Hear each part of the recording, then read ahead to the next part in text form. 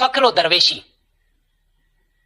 जानना चाहिए कि राह हक में दरवेशी का अजीम रुतबा है और दरवेशों को बड़े खतरात का सामना भी करना पड़ता है। फरमाने बारी ताला है,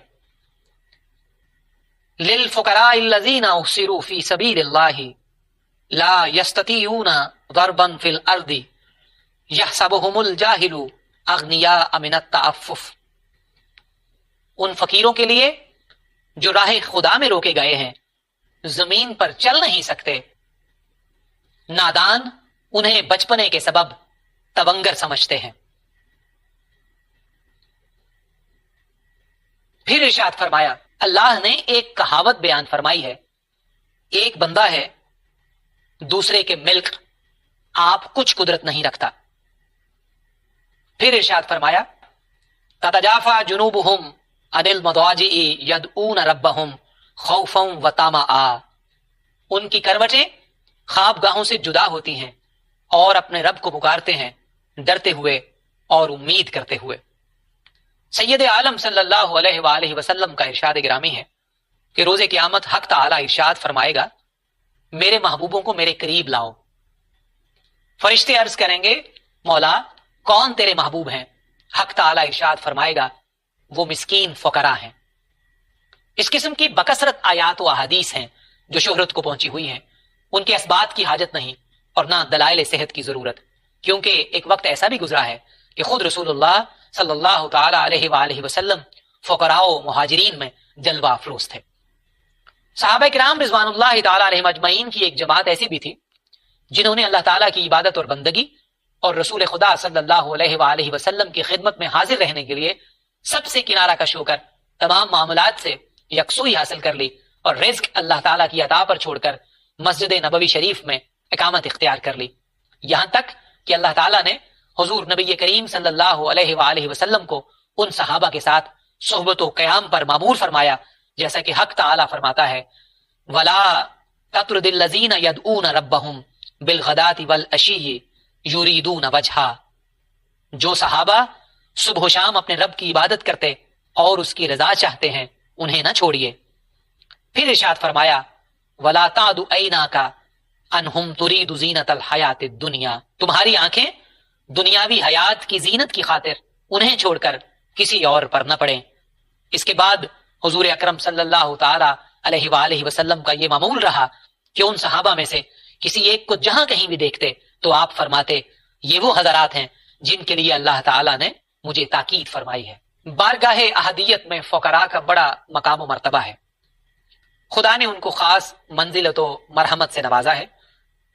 ये वो लोग हैं जो असबाब जाहिरी व बातिनी से ताल्लुक तर्क करके मुकम्मल तौर पर मुसब्बिबुल असबाब पर कनात करके उसी के होकर रह गए। उनका ये फख्र उनके मूजिब फख्र बन गया और फक्र की दूरी पर आहुजारी और उसकी आमद पर खुशी और मसरत का इजहार करते हैं। ये हजरात फक्र व मिस्कीनी से हमकिनार रहते हैं और उसके सिवा हर चीज को जलील व खार जानते हैं। फक्र व मिस्कीनी की निराली शान है और उसकी रस्म अजीब है। हकीकी रस्म तो इज़्तिरार है। इसकी हकीकत इकबाल इख्तियारी यानी बखंदा पेशानी इफलास व इज़्तिरार को कबूल करना है। जिसने इस मसलक व तरीक को देखा और समझा, उसने इससे आराम पाया। जब मुराद पाई, हकीकत से हमकिनार हो गए, और जो हकीकत से हमकिनार हो गया वो मौजूदात से दस्तकश हो गया। रुयत कुल में फनाए कुल्ली हासिल करके बकाए कुल्ली से सरफराज हो गया। जिसने इसे रस्म के सिवा कुछ न जाना, उसने इसके नाम और इस्म के सिवा कुछ न सुना। फकीर और दरवेश वो है कि उसके पास कुछ ना हो और कोई चीज उसे खलल अंदाज न करे, न वो असबाब दुनिया की मौजूदगी से गनी हो और ना उसके ना होने से मोहताज हो। असबाब का होना ना होना दोनों उसके फक्र में यकसा हैं, बल्कि असबाब की गैर मौजूदगी में ज्यादा खुश खुर्रम रहता है। जवाज की एक हालत यह है, इसलिए मशाइख ने फरमाया कि दरवेश जिस कदर तंगदस्त होगा उसका हाल उतना ही कुशादा होगा, क्योंकि दरवेश के नजदीक असबाब दुनियावी का जाहिरी वजूद भी तंगदिली का मूजिब होता है। हत्ता कि वो किसी चीज का दरवाजा बंद नहीं करता, अगर बंद करे तो उतना ही उसका दरवाजा बंद हो जाता है। लिहाजा हक ताला के साथ रोशन असरार बेहतर होते हैं, ना कि दुनियाए गद्दार की مصاحبت. چونکہ یہ دنیا نافرمانوں کی جگہ ہے، اس کے اسباب سے تعلق رکھنا صحیح نہیں ہو سکتا ہے. اسی لیے یہ حضرات رضائے الہی کی راہ میں دنیاوی ساز و سامان سے کنارہ کشی کی تعلیم دیتے ہیں. کسی بادشاہ سے ایک درویش کی ملاقات ہوئی. بادشاہ نے کہا اگر تمہیں کوئی حاجت ہو تو بیان کرو. اس نے جواب دیا کہ میں اپنے غلاموں کے غلام سے کچھ نہیں مانگتا. بادشاہ نے حیرت سے پوچھا یہ کس طرح؟ درویش نے کہا میرے 2 غلام ہیں اور یہ دونوں تیرے آقا ہیں. بادشاہ نے پوچھا وضاحت کیجئے. درویش نے جواب دیا ایک حرص اور دوسرے امید و تمنا. رسول اللہ صلی اللہ علیہ وآلہ وسلم نے فرمایا فقر اس کے اہل کے لیے موجب عزت ہے. اس لیے جو چیز اہل کے لیے موجب عزت ہوتی ہے وہ نااہل کے لیے باعث ذلت بن جاتی ہے. فقیر کی عزت اسی میں ہے کہ وہ اپنے آپ کو ذلیل حرکتوں سے بچائے اور اپنے حال کو خلل سے محفوظ رکھے. نہ بدن معصیت اور ذلت میں مبتلا ہو اور نہ جان پر خلل اور آفت کا گزر ہو. درویش کی ظاہری حالت ظاہری نعمتوں میں مستغرق اور باطنی حالت باطنی نعمتوں سے آراستہ ہوتی ہے تاکہ اس کا جسم روحانیت اور اس کا دل ربانی انوار کا منبع بن جائے. نہ خلق سے اس کا تعلق ہو اور نہ آدمیت سے اس کی نسبت باطنی، یہاں تک کہ وہ خلق سے تعلق اور آدمیت کی نسبت سے بے نیاز ہو جائے اور اس جہان کی ملکیت اور آخرت میں درجات کی خواہش سے دل کو تونگری حاصل نہ ہو اور یہ جانے کہ اس کے فقر کے ترازو کے پلڑے میں دونوں جہان مچھر کے پر کے برابر بھی وزن نہیں رکھتے. درویش کی ایسی حالت کے بعد اس کا ایک سانس بھی دونوں جہان میں نہ سما سکے گا. فقر و غنا کی افضلیت میں بحث.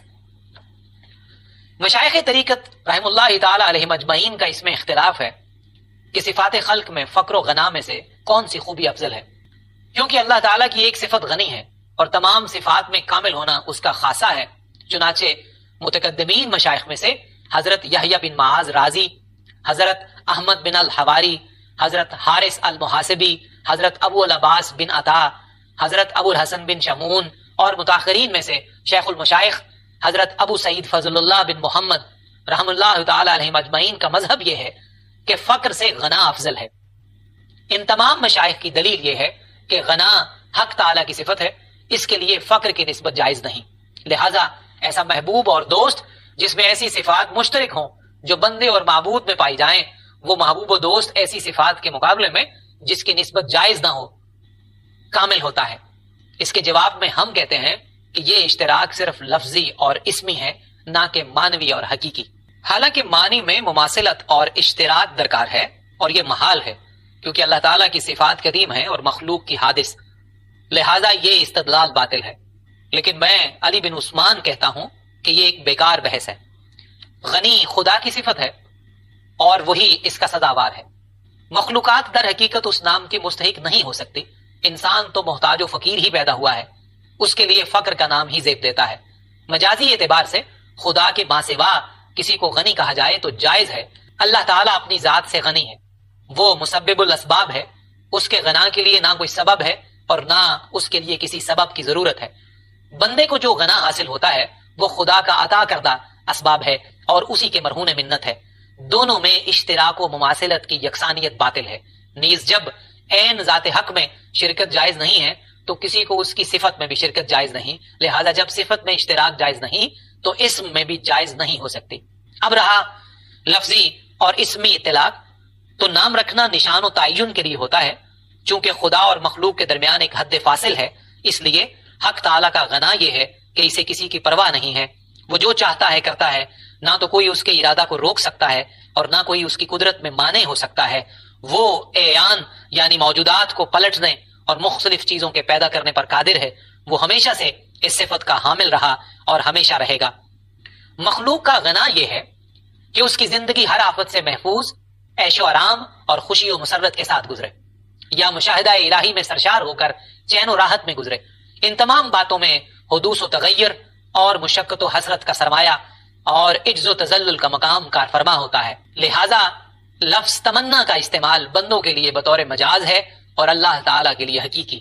اللہ تعالیٰ ارشاد فرماتا ہے یا ایھا الناس انتم الفقراء الی اللہ واللہ هو الغنی الحمید.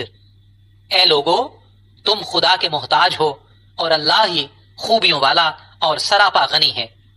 ایک دوسرے مقام پر پھر ارشاد ہے واللہ الغنی وانتم الفقراء، اور اللہ ہی غنی ہے اور تم سب محتاج و فقیر.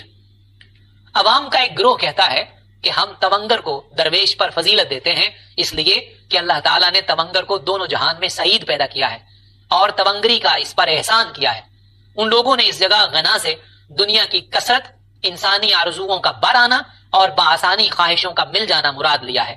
وہ دلیل میں یہ کہتے ہیں کہ چونکہ خدا نے تونگری پر شکر گزاری اور مفلسی پر صبر و قناعت کا حکم دیا ہے، اور یہ کہ ابتلا میں صبر و قناعت کی تلقین کی ہے اور نعمتوں میں شکر کا حکم دیا ہے، لہذا مصیبتوں سے نعمتیں افضل ہیں۔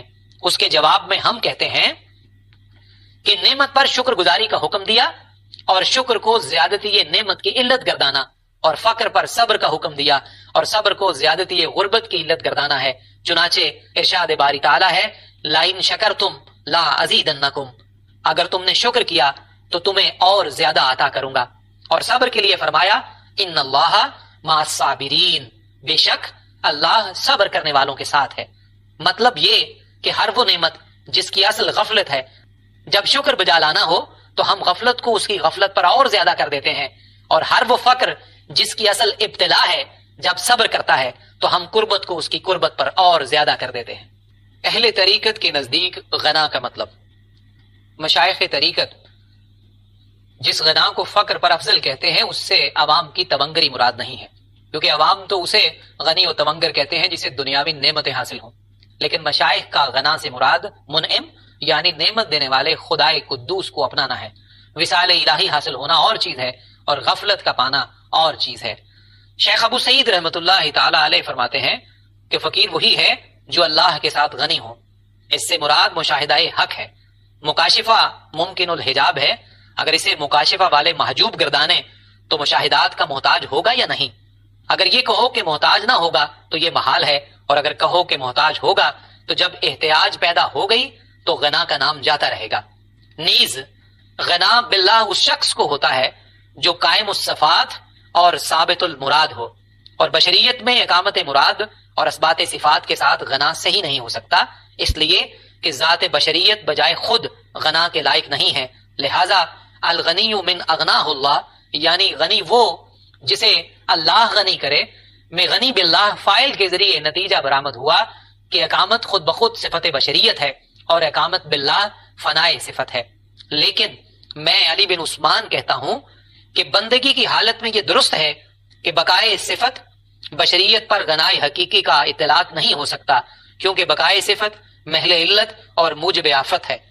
چونکہ مذکورہ دلائل سے ثابت ہو چکا ہے کہ اپنی صفت کی فنا سے غنا باقی نہیں رہتا، اس لیے کہ جو چیز بذات خود باقی نہ رہے اس کا نام نہیں ہوتا، لہذا فنائے صفت کا نام غنا رکھنا چاہیے۔ جبکہ خود صفت ہی فانی ہے تو اسم ہی مقام نہ رہا، ایسے شخص پر اسم فقر بولا جا سکتا ہے اور نہ اسم غنا، لہذا صفت غنا حضرت حق تعالی جل شانہ کے سوا کسی کے لیے جائز نہیں، اور یہ صفت فقر بندے کے ساتھ خاص ہے۔ پھر یہ کہ تمام مشائخ طریقت اور اکثر عوام کو غنا سے افضل مانتے ہیں، کیونکہ قرآن و سنت اس کی فضیلت پر شاہد ناطق ہے اور امت مسلمہ کی اکثریت کا اس پر اجماع ہے۔ ایک روز حضرت جنید بغدادی اور حضرت ابن عطا رحمت اللہ تعالی علیہم کے درمیان اس مسئلہ پر بحث ہوئی۔ حضرت ابن عطا نے فرمایا کہ اغنیاء افضل ہیں، کیونکہ روز قیامت نعمتوں کا حساب لیا جائے گا اور حساب دینے کے لیے بے واسطہ رب کے کلام کا سننا ہوگا۔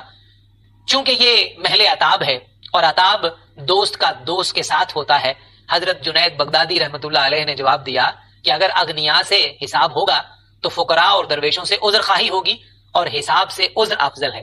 اس جگہ ایک لطیفہ بیان کرتا ہوں، وہ یہ کہ محبت کی تحقیق میں عذر بیگانگی ہے اور عتاب یگانگی کی ضد۔ حالانکہ خدا کے دوست تو ایسے مقام پر فائز ہوتے ہیں جہاں یہ دونوں چیزیں ان کے لیے آفت ظاہر کرتی ہیں، اس لیے کہ عذر خواہی تو کسی ایسی کوتاہی پر ہوتی ہے جو دوست کے بارے میں اس کے فرمان کے خلاف کیا گیا ہو۔ جب دوست اپنے حق کو اس سے طلب کرتا ہے تو یہ اس سے عذر خواہی کرتا ہے، اور عتاب دوست کے فرمان میں کسی قصور کے سبب ہوتا ہے۔ ایسی صورت میں دوست اس قصور کے سبب سے اس پر عتاب نازل کرتا ہے۔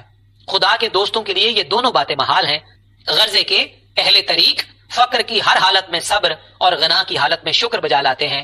ایک بات یہ بھی ہے کہ دوست کا اقتضا تو یہ ہے کہ دوست اپنے دوست سے کسی چیز کا مطالبہ نہ کرے اور نہ دوست کے فرمان کو رائیگاں کرے۔ لہٰذا اس سلسلے میں ایک بزرگ کا بڑا خوبصورت قول ہے، اس نے ظلم کیا جس نے آدمی کا نام امیر رکھا، حالانکہ اس کے رب نے اس کا نام فقیر رکھا ہے، کیونکہ حق تعالیٰ کی طرف سے اس کا نام فقیر ہے، اگرچہ بظاہر وہ امیر و تونگر ہو لیکن حقیقت میں وہ فقیر ہی ہے۔ وہ شخص ہلاک ہو گیا جس نے خود پر گمان کیا کہ وہ امیر ہے، اگرچہ وہ شخص تخت حکومت پر موجود ہے، اس لیے کہ امیر و غنی صاحب صدقہ ہیں اور فقراء صاحب صدق، اور صاحب صدق صاحب صدقہ نہیں ہو سکتا۔ علم حقیقت میں حضرت ایوب علیہ السلام کا فقر حضرت سلیمان علیہ السلام کے غنا کی مانند ہے۔ حضرت ایوب علیہ السلام کی پختگی صبر پر رب تعالیٰ نے فرمایا نعم العبد، کیا ہی اچھا بندہ ہے، اور حضرت سلیمان علیہ السلام سے ان کی حکومت کے وقت فرمایا نعم العبد، کیا ہی اچھا بندہ ہے۔ جب اللہ کی رضا حاصل ہو گئی تو اب فقر ایوب اور غنائے سلیمان علیہ السلام کی مانند بن گیا۔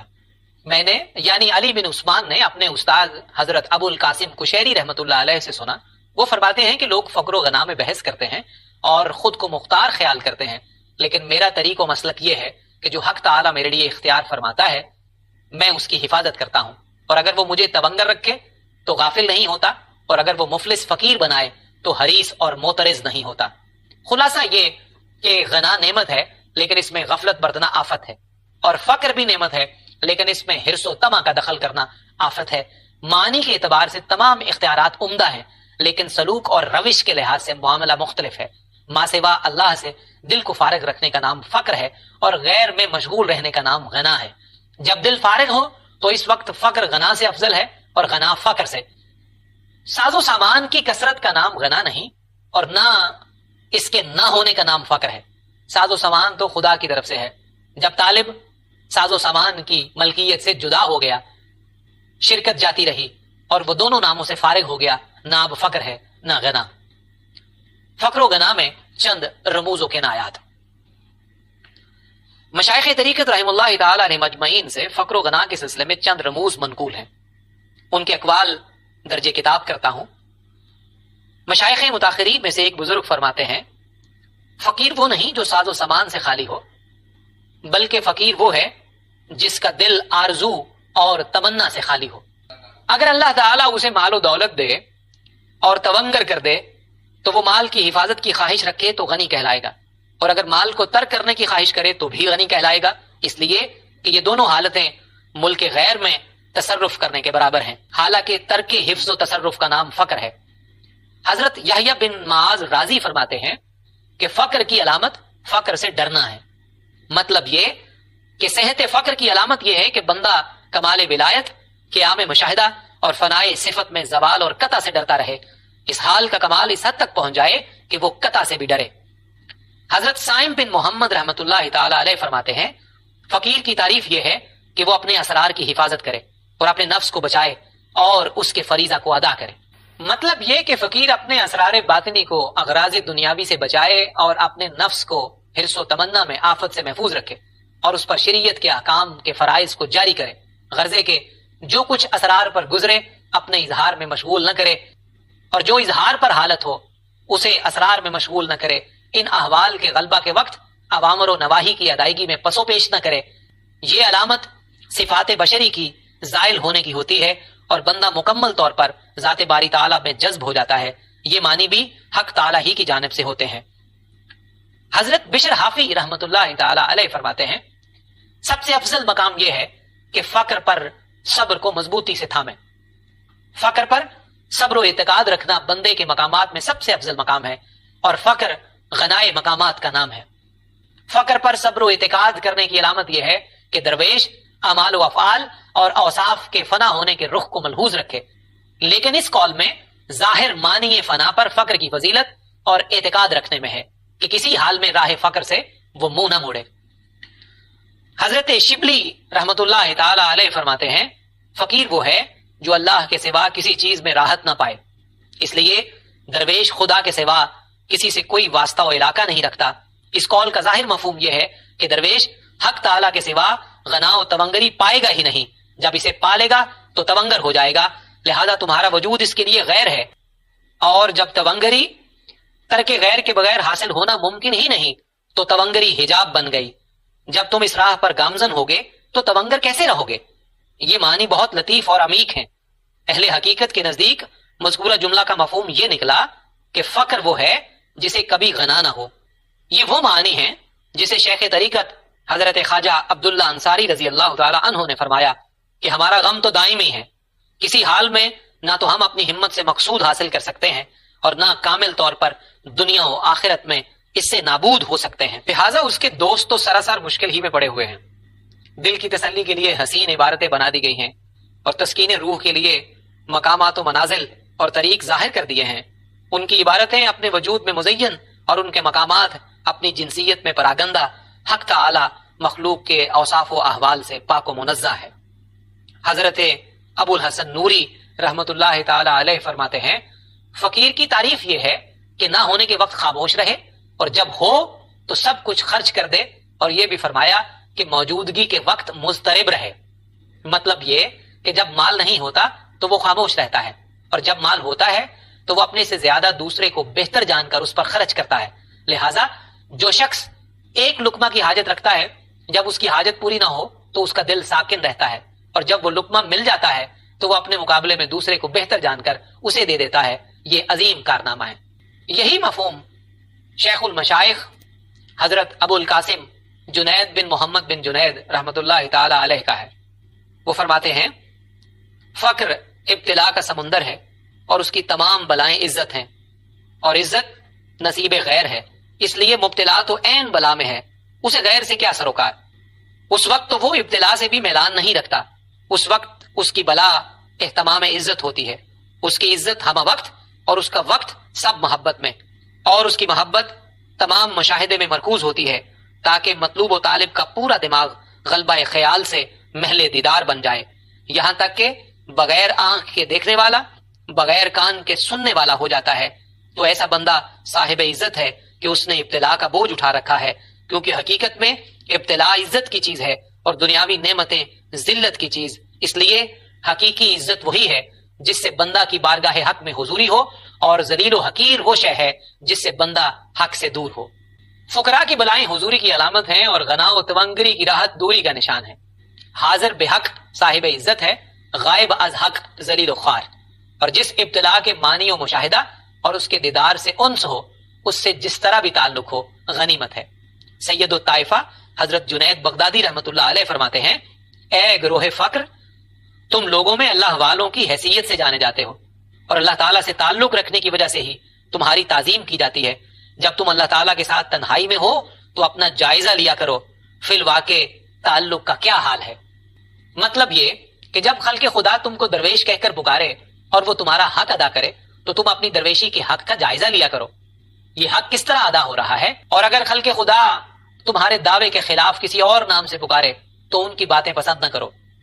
تم بھی اپنے دعوے کے ساتھ انصاف اور راستی سے کام لو، کیونکہ لوگوں میں وہ شخص انتہائی پست اور ذلیل ہے کہ لوگ اسے درویش جانیں اور وہ خود ایسا نہ ہو. وہ شخص بہت اچھا ہے جسے لوگ درویش کہیں حالانکہ وہ ایسا نہ ہو. اس کی مثال ایسی ہے کہ کوئی دعویٰ کرے کہ میں طبیب ہوں اور وہ بیمار کر دے، جب خود بیمار ہو تو اپنا علاج کرنے سے عاجز رہے اور دوسرے طبیب کو اپنے علاج کے لیے تلاش کرے. ایسا درویش جسے لوگ باخدا کہیں اور وہ باخدا ہو، وہ ایسے طبیب کی مانند ہے جو بیماروں کا علاج کر سکے اور جب خود بیمار ہو تو کسی دوسرے طبیب کی اسے حاجت نہ ہو. بعض مشائخ متاخرین فرماتے ہیں بغیر وجود کے عدم کا نام فقر ہے. اس قول کی عبارت ناتمام اور ناقص ہے. اس کا مفہوم لفظوں میں بیان نہیں کیا جا سکتا، کیونکہ کوئی شے معدوم نہیں ہوتی اور شے کے وجود کے بغیر بیان نہیں کی جا سکتی. اس عبارت کا یہ مطلب اور نقطہ ہے کہ فقر کوئی چیز نہیں ہے، اور یہ کہ مذکورہ اقوال مشائخ اور تمام اولیاء اللہ کا اجماع اور اتفاق ہے. یہ بے اصل ہے کیونکہ وہ خود اپنی ذات میں فانی و معدوم ہے، اور اس عبارت سے عین کا عدم مراد نہیں بلکہ عین عدم آفت مراد ہے. حالانکہ آدمی کی تمام صفتیں آفت ہیں. جب آفت کی نفی ہو گئی تو وہ صفت کا فنا ہونا ہے، اور فنائے صفت وصول و عدم وصول کے واسطہ کو ان کے سامنے سے ہٹاتا ہے، اور ذات سے ان کے حال کو معدوم کرنا ذات کی نفی مراد پانا ہے اور اس میں اسے ہلاک کر دینا ہے. میں علی بن عثمان کہتا ہوں کہ میں نے متکلمین کی ایک جماعت کو دیکھا جنہیں فقر کی حقیقت کی خبر نہ تھی، اور وہ اس عبارت پر ہنستے تھے اور کہتے تھے کہ یہ کیسی نامعقول بات ہے. اور میں نے مدیان کاذب کی ایک جماعت دیکھی جو اس نامعقول بات کو تسلیم کرتے اور اس پر اعتقاد اور اعتماد رکھتے تھے، اور اصل قصہ کا انہیں علم ہی نہیں تھا اور وہ برملا کہتے تھے کہ بغیر وجود کے عدم کا نام فقر ہے، حالانکہ یہ دونوں غلطی پر ہیں۔ ایک بر بنائے عدم علم حق کا منکر ہوا، اور دوسرے نے جہل اور نادانی کو اپنا لیا اور ظاہری الفاظ میں الجھ کر رہ گیا۔ مشائخ طریقت کی عبارتوں میں عدم و فنا کا مطلب مذموم حرکات اور ناپسندیدہ صفات سے دور رہ کر پسندیدہ اور محمود صفات کی جستجو کرنا ہے۔ آلات طلب و جستجو میں معدوم و ناپید ہونا مراد نہیں ہے۔ غرض کہ درویش کو تمام معنی فقر میں خالی ہونا اور ہر سبب سے بیگانہ ہونا چاہیے۔ اب رہی یہ بات کہ اسرار ربانی میں سیر کرنا، اسی سے اپنے امور حاصل کرنا، اپنے فعل کو اس سے منسلک کرنا اور معانی و مقاصد کو اس سے اسناد کرنا، تو جب اس کے امور کسب و محنت کی بندش سے رہائی پائیں گے تو فعل کی نسبت اس سے جدا ہو جائے گی۔ اس وقت اس پر جو حال گزرتا ہے وہ گزر جائے گا۔ اس حال میں وہ کسی چیز کو نہ تو از خود اپنی طرف لاتا ہے اور نہ اپنے سے دور کرتا ہے۔ یہ سب کچھ من جانب اللہ ہوتا ہے، اور جو کچھ اس پر بیت جاتی ہے وہ اسے عین و حق سمجھتا ہے۔ میں علی بن عثمان کہتا ہوں کہ طالب فقر و تصوف کے لیے اس کے سوا کوئی چارہ کار نہیں کہ ان کی راہ پر چلے اور ان کے مقامات کو طے کرے اور ان کی عبارات پر غور و فکر کر کے سمجھنے کی کوشش کرے، تاکہ محل خاص تاریکی میں نہ رہے، اس لیے کہ تمام اصول سے اور تمام فروع سے نکلتے ہیں۔ اگر کوئی رہ گزر فروع سے رہ جائے تو اصول سے نسبت باقی رہتی ہے، لیکن جب اصول ہی رہ جائے تو وہ کسی جگہ بیٹھنے کے لائق نہیں رہتا اور کسی سے نسبت نہیں رہتی۔ میں نے یہ تمام باتیں واضح طور پر اس لیے بیان کی ہیں کہ تم انہیں غور و فکر کر کے راہ حق کے آداب کی رعایت ملحوظ رکھو۔ میں مشائخ طریقت کے کچھ اصول و رموز اور ان کے وہ ارشادات جو تصوف کے سلسلہ میں فرمائے ہیں بیان کرتا ہوں۔